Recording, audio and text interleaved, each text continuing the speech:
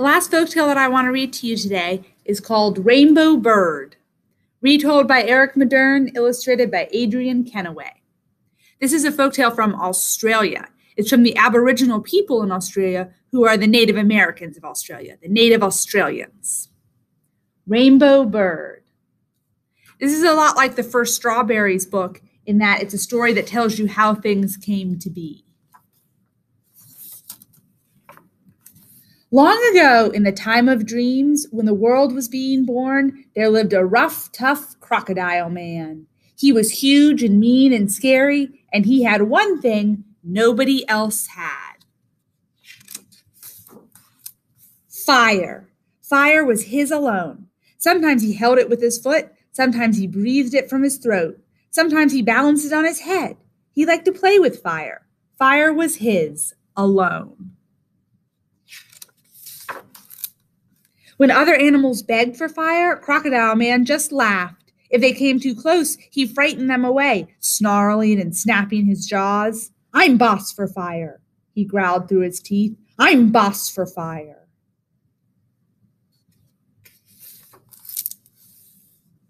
In a nearby tree lived Bird Woman. She could never get close to fire, so she had no light in the dark. She was cold at night, and she ate her fish and lizards raw. Often she pleaded with Crocodile Man for fire, but every time he snapped back, "Eat your food raw." "But what about people?" Bird Woman asked sadly. "How are they to cook their food?" "They must eat it raw too," croaked the cross crocodile, knocking her away with his tail. "You will not have my fire sticks."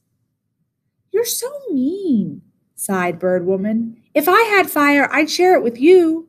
And she flew back up into the tree.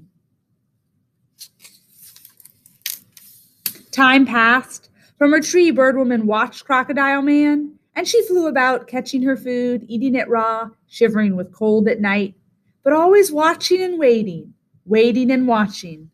Then, one afternoon,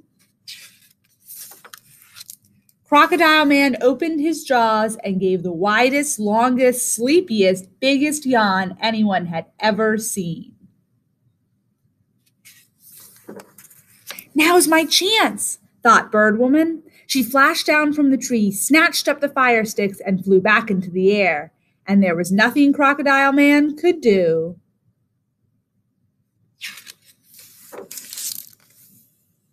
"Now I shall give fire to people," said Bird Woman, feeling proud. And she flew around the country, putting fire into the heart of every tree. From that day on, people could make fire using dry sticks and logs from a tree. And they could cook their food, keep warm at night, and light their way in the dark. Then Bird Woman did a little dance and put the fire sticks into her tail. She became the beautiful Rainbow Bird. Now Rainbow Bird flew back to Crocodile Man. "You must stay down there in the wet," she said. "I'll fly high in the dry. I'll be a bird. I'll stay on top. I'll live in the air. If you come up here, you might die." He's never going to get a hold of her. And to this day, Crocodile lives down in the swamp.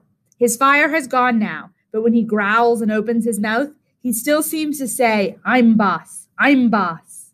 And Rainbow Bird, she lives in the sky. And sometimes, if you're lucky, you can see her still taking fire to the trees in a blaze of feathers, rainbow bright. The end. I like the picture in the back.